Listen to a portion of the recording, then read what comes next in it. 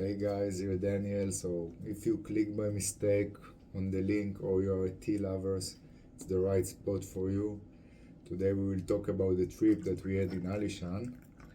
It was amazing. The nature is great. If you like the tea, is very good because what makes the tea there special is it's the highs 1,000 to 2,000.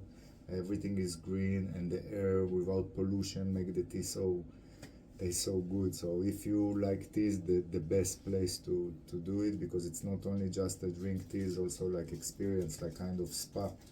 So yeah, so the smell is amazing. We bought some tea to Taipei and back to the pollution. So yeah, if you're not into tea but you want to go, so you must visit Alishan Mountain. The views is amazing.